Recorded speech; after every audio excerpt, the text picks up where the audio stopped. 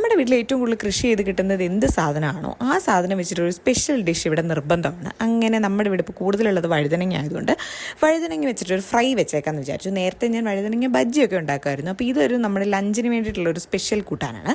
അപ്പോൾ വഴുതനങ്ങ നല്ല നൈസായിട്ട് വട്ടത്തിൽ അരിഞ്ഞെടുത്തിട്ട് അതിൻ്റെ അകത്തേക്ക് മുളക് പൊടിയും മഞ്ഞപ്പൊടിയും കുരുമുളക് പൊടിയും ഗരം മസാലയൊക്കെ ഇട്ട് നല്ല വെളിച്ചെണ്ണ ഒഴിച്ചിട്ട് നല്ലപോലെ മിക്സ് ചെയ്യും. മിക്സ് ചെയ്തതിന് ശേഷം ഫ്രിഡ്ജിലൊരു 1.5 മണിക്കൂർ വെക്കുക. ഞാനൊരു 2 മണിക്കൂറിന് മേലെ വെച്ചായിരുന്നു കേട്ടോ.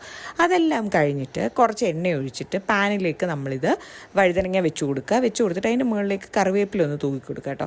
ഇങ്ങനെ കറിവേപ്പില തൂക്കിക്കൊണ്ടിരുന്നപ്പോഴത്തേക്ക് എന്തോ ഒരു ബഹളം ഞാൻ കേട്ടു. ഞാൻ ഓടിപ്പോയി നോക്കി എന്താണ് അവിടെ ബഹളം എന്ന്. കുഞ്ഞാണെങ്കിൽ പാട്ടൊക്കെ കേട്ട് കുറച്ച് നേരം കിടന്നോളും കേട്ടോ. എന്നാലും നമ്മൾ ഇടയ്ക്കൊന്ന് ശ്രദ്ധിച്ചു കൊടുക്കണമല്ലോ. ഇപ്പോൾ കമ്മെന്നൊക്കെ വരുന്ന സമയമായതുകൊണ്ട് നമ്മൾ ശ്രദ്ധിക്കുക വേണം.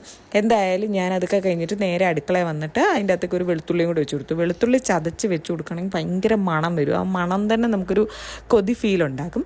അപ്പോൾ ഇന്ന് ഉച്ചയ്ക്ക് ഇവിടെ ഓംലെറ്റ് ഉണ്ടായിരുന്നു, അതുപോലെ തന്നെ വഴുതനങ്ങ ഫ്രൈ ഉണ്ടായിരുന്നു, ചമ്മന്തി ഉണ്ടായിരുന്നു, തേങ്ങ അരച്ച മോരുകറിയും കടലക്കറി രാവിലത്തെ അതുമായിരുന്നു ഉണ്ടായിരുന്നു. അമ്മയ്ക്ക് അച്ഛനൊരു സദ്യ ഉണ്ടായിരുന്നുകൊണ്ട് ഞങ്ങൾ രണ്ടുപേരും ഇതൊക്കെ കൂട്ടി